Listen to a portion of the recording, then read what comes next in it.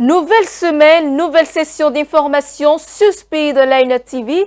Mesdames et messieurs, bonsoir et bienvenue dans ce journal. Dans les titres de l'actualité, chaque 29 septembre, la planète se mobilise pour la Journée mondiale du cœur. Cette occasion rappelle que les maladies cardiovasculaires restent la première cause de décès dans le monde. Mais comment prévenir ces pathologies? Élément de réponse dans un instant.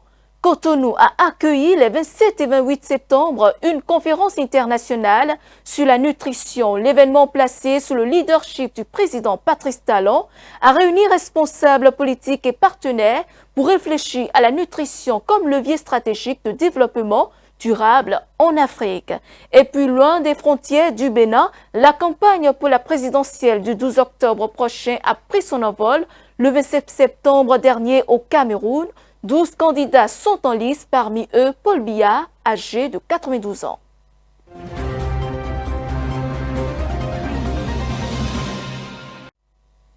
À nouveau, bonsoir et merci de nous recevoir avec ce journal.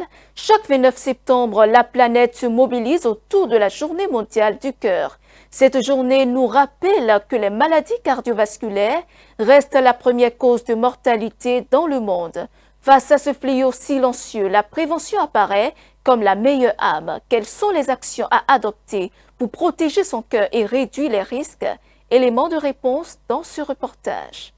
Chaque 29 septembre, le monde entier célèbre la Journée mondiale du cœur, un événement international de sensibilisation initié par la Fédération mondiale du cœur avec le soutien de l'Organisation mondiale de la santé. Cette journée a pour objectif de rappeler que les maladies cardiovasculaires restent la première cause de mortalité dans le monde.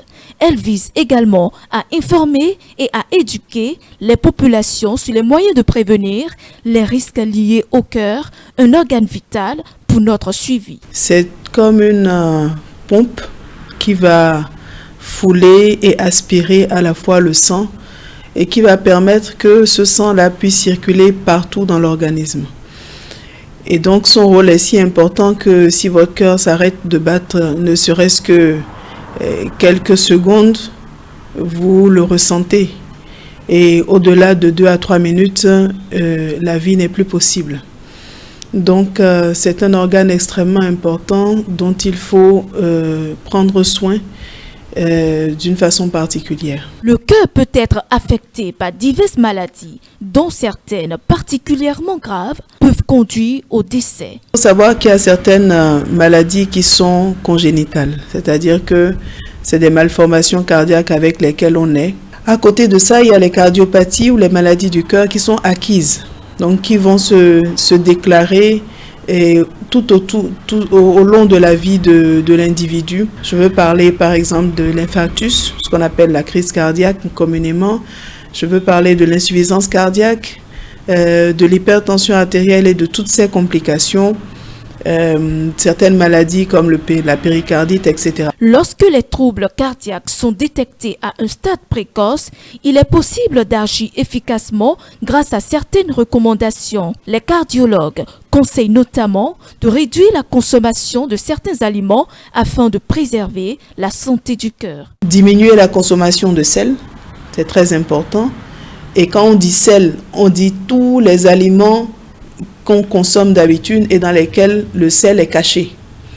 Le cube, Maggi, notre moutarde locale, le afiti, le langouin, le poisson séché avec lequel on assaisonne parfois certains aliments. On dit souvent également qu'il faut il faut diminuer la consommation d'huile. Voyez? Et quand on dit huile, on dit le beurre, on dit les charcuteries, on dit même le lait entier. Il faut préférer les grillades aux fritures. Mais lorsque le cœur est gravement atteint, il devient nécessaire de recourir à des solutions médicales. Et les traitements, c'est les médicaments, d'accord? C'est par voie orale ou bien par voie injectable. Parfois, on est obligé d'aller implanter une pile au niveau du cœur pour l'aider à battre de façon normale. Et dans des cas extrêmes, la chirurgie cardiaque à cœur ouvert pour aller réparer ce qui a été endommagé, surtout au niveau des valves. Quand, par exemple, il y a une valve qui lâche, Les médicaments seuls ne peuvent jamais résoudre ça. Il faut aller ouvrir et réparer la valve, voire même la remplacer par une autre valve artificielle. Quand il y a par exemple des artères au niveau du cœur qui ne conduisent plus le sang normalement et qui sont bouchées, il faut aller carrément soit les réouvrir avec un petit ressort pour les garder ouverts, ou alors il faut faire une chirurgie pour pouvoir créer de nouvelles voies par lesquelles le sang va passer à l'intérieur du cœur. Procéder à un contrôle régulier de la tension artérielle, effectuer un bilan sanguin annuel et surveiller sa glycémie sont autant de gestes simples mais essentiels que chacun devrait adopter pour prévenir les maladies cardiovasculaires. Je vous l'annonçais en titre, du 27 au 28 septembre, Cotonou s'est imposé comme le point focal de la nutrition en Afrique. Sous l'impulsion du président Patrice Talon, des diplomates et acteurs de la société civile se sont retrouvés pour repenser l'avenir alimentaire du continent. La conférence internationale et la table ronde de financement ont mis en lumière l'urgence de passer des paroles aux actes. Dans son discours d'ouverture, Patrice Talon a rappelé que la véritable richesse d'une nation repose sur ses ressources humaines. Suivons un extrait de ses propos. Mesdames et messieurs, si la richesse principale, voire exclusive, d'une nation est sa ressource humaine, que la qualité de cette ressource réside principalement dans son potentiel cognitif, et que ce potentiel dépend des conditions de constitution et d'évolution de chaque individu. Pourquoi ne devons-nous pas chercher par tous les moyens ce qui permet ou ne permet pas la constitution effective et conséquente de ce potentiel? Cette question, qui constitue l'objet de notre conférence de ce matin, mesdames et messieurs, paraît désormais sans intérêt, puisque la science nous a révélé avec certitude que le plein potentiel cognitif se constitue au cours des 1000 premiers jours de la vie, soit du 3e mois de gestation jusqu'à l'âge de 2 ans, et que la qualité de la nutrition durant cette période en est un facteur déterminant. Mesdames et messieurs, c'est parce que le gouvernement du Bénin est conscient de cette réalité qu'il s'est engagé, à la suite de son programme d'alimentation scolaire, dans un ambitieux plan de supplémentation nutritionnelle qui vise à offrir à tous les enfants de milieux défavorisés, dès leur conception jusqu'à l'âge de 2 ans, un accompagnement nutritionnel conséquent pour leur garantir un développement optimal du cerveau, du corps et des défenses immunitaires. Chaque enfant malnutri, c'est une intelligence fragilisée et limitée. C'est une force perdue. C'est un avenir compromis. A contrario, chaque enfant bien nourri est une promesse de réussite, un moteur de croissance, une pierre solide pour bâtir la société et rompre la chaîne intergénérationnelle de malnutrition.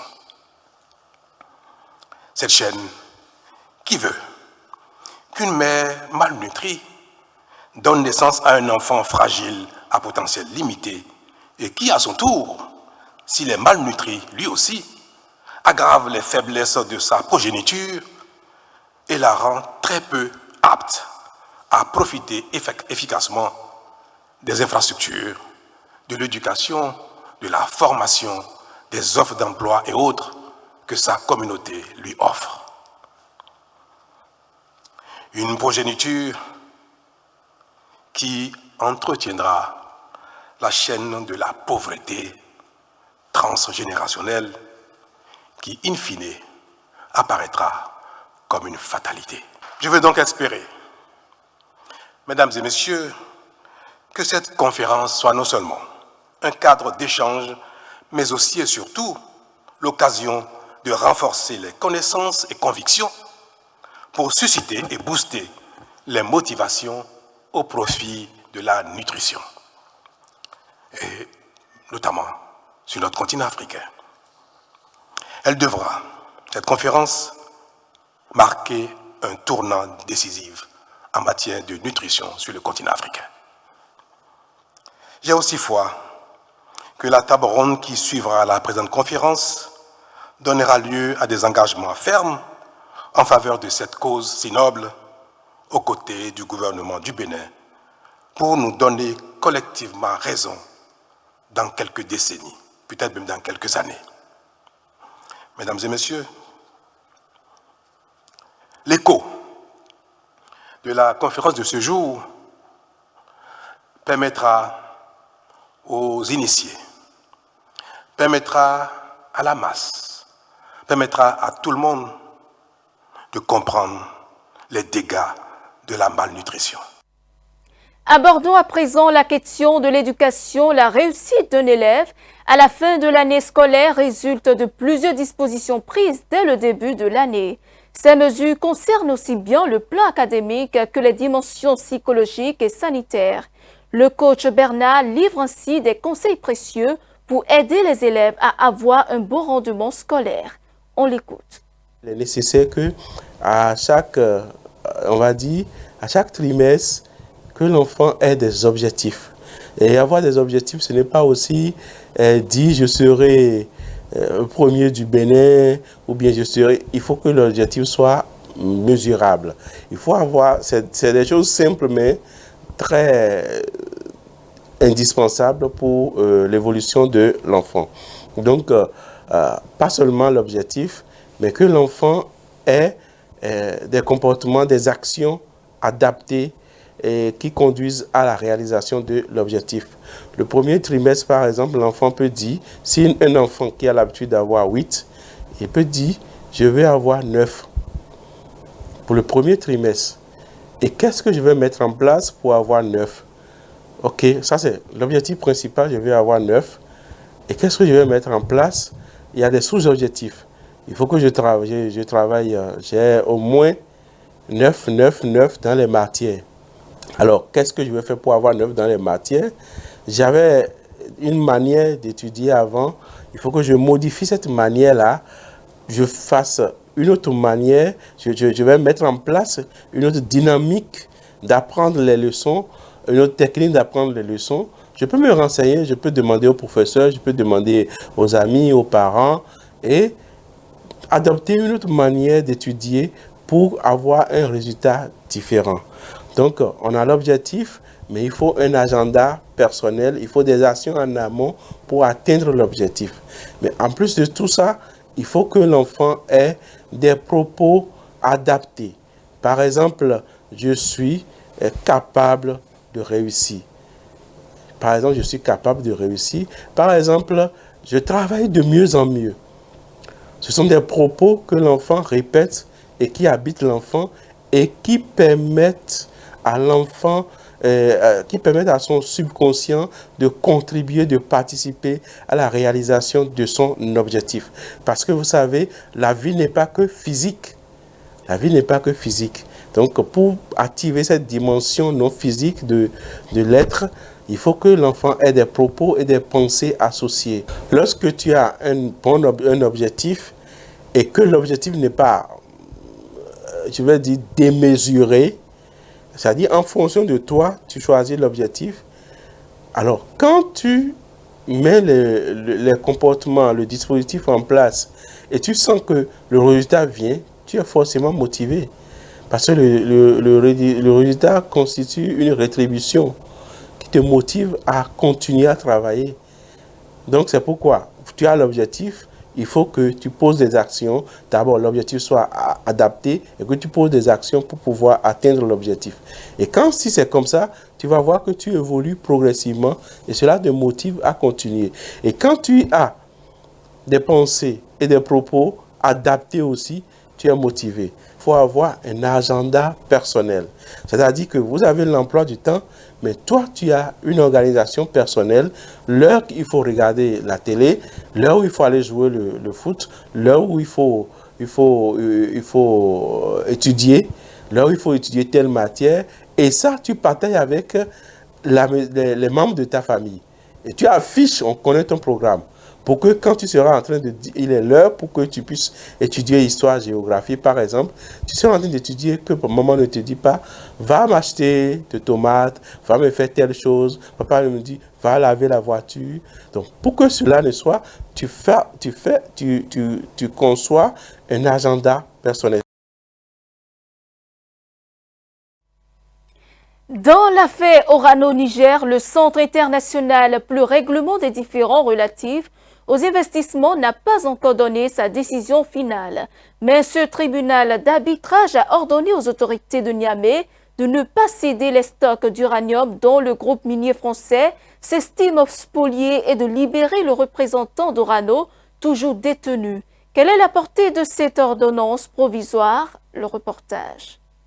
Dans l'affaire qui oppose la société Orano à l'État du Niger, le Centre international pour le règlement des différends relatifs aux investissements annonce une décision provisoire. Dans l'attente d'un verdict final, les autorités de Niamey ont interdiction de vendre les stocks d'uranium confisqués au groupe minier français qui s'estime spolié. Les arbitres du CIRDI ordonnent aussi la libération d'Ibrahim Kourmo, représentant d'Orano au Niger, détenu depuis mai 2025. En cas de non-respect de ces principes énoncés par le CIRDI, Orano se dit prête à initier des actions complémentaires, notamment pénales. De son côté, le Niger a réagi ce samedi 27 septembre à la tribune de l'ONU. Le Premier ministre nigérien, Ali Mahaman Lamine Zein, accuse la France d'entraîner son pays dans des procès interminables pour arrêter l'exploitation et la vente de son minerai. Pour rappel, depuis son arrivée au pouvoir en 2023, le régime militaire nigérien mène une politique souverainiste visant à reprendre le contrôle sur l'exploitation de ses ressources naturelles. La campagne électorale pour l'élection présidentielle du 12 octobre au Cameroun bat son plan depuis ce samedi et un peu plus de 48 heures. Après son lancement, la plupart des candidats ont déjà investi la scène par des meetings aux quatre coins du pays. Objectif, séduire l'électorat sur le programme. Ces dernières heures, 2 candidats ont stoppé leur propre campagne et ont rallié celle de Bello Bouba Maïgari de l'Union nationale pour la démocratie et le progrès. Le reportage. La campagne électorale pour l'élection présidentielle du 12 octobre au Cameroun a débuté ce week-end. Paul Biya, 92 ans et au pouvoir depuis 43 ans, brigue un 8e mandat. À Douala, 2 principaux candidats de l'opposition ont lancé leur campagne. Bello Bouba Maïgari a réuni plusieurs centaines de partisans. Surveillez le dépouillement des votes, refusez toute fraude, refusez que votre victoire soit volée. Car le vrai changement viendra du peuple et personne ne pourra l'arrêter si vous décidez d'en être les gardiens.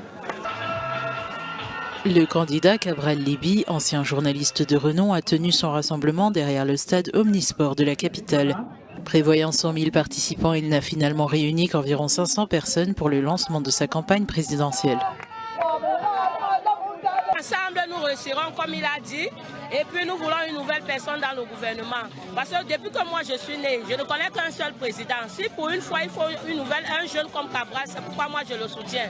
Je soutiens son initiative. Au Cameroun, la crédibilité des élections est régulièrement contestée, les autorités étant accusées de favoriser Paul Biya, notamment après que plusieurs responsables électoraux ont exercé au sein de son gouvernement.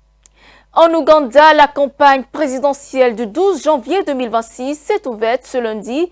Le président sortant Yoweri Museveni, 81 ans, brigue un 7e mandat après quasiment 40 ans au pouvoir. Son principal rival, le chanteur devenu opposant Bobi Wine, incarne l'espoir d'une jeunesse majoritaire, mais désabusée. C'est la même affiche qu'en 2021, mais le climat politique s'est durci. Suivant.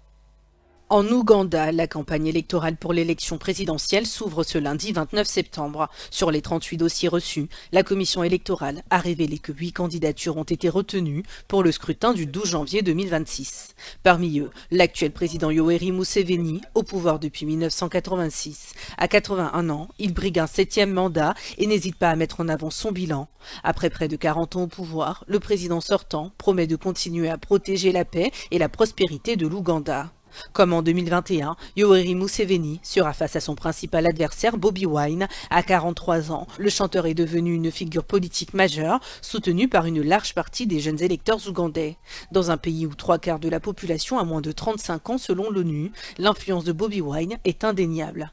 S'il est élu, le candidat promet de miser sur la création d'emplois, une meilleure éducation et la lutte contre la corruption. Lors de l'élection de 2021, Bobi Wine avait obtenu 35% des voix contre 58% pour le président Museveni. Le scrutin, entaché par des épisodes de violence, avait conduit à la mort de plus de 50 personnes lors de manifestations. Le mouvement palestinien Hamas a démenti ce dimanche avoir reçu de nouvelles propositions de cessez-le-feu pour Gaza. Hamas a cependant réaffirmé sa disposition à examiner toute proposition présentée par les médiateurs. Cette prise de position survient alors que plusieurs médias internationaux font état d'un plan en 21 points présenté par le président américain Donald Trump visant à mettre fin aux hostilités. C'est après moi. Le mouvement palestinien Hamas affirme n'avoir reçu aucune proposition de cessez-le-feu à Gaza de la part des médiateurs. Dans un communiqué, il précise que les négociations sont au point mort depuis la tentative d'assassinat ratée du 9 septembre à Doha, où une frappe israélienne a visé son bureau, tuant 5 membres du Hamas et un officier de sécurité qatari. Le Hamas se dit prêt à examiner toute nouvelle proposition de cessez-le-feu de manière positive et responsable dans le respect des droits nationaux du peuple palestinien. Cette déclaration intervient alors que les médias internationaux évoquent un nouveau plan présenté par le président américain Donald Trump comportant 21 points pour mettre fin au conflit. Le plan prévoirait la remise de tous les otages israéliens vivants ou morts sous 48 heures, la gouvernance de Gaza sans le Hamas et un retrait progressif des forces israéliennes de l'enclave selon certains médias. Depuis le début des hostilités le 7 octobre 2023, le bilan à Gaza s'élève à plus de 66 000 morts et 168 000 blessés selon les autorités sanitaires locales. Et c'est la fin de ce journal. Merci de votre fidélité. Suivez-nous en continu sur speedlinetv.bj/live et sur nos différents canaux digitaux Facebook et YouTube.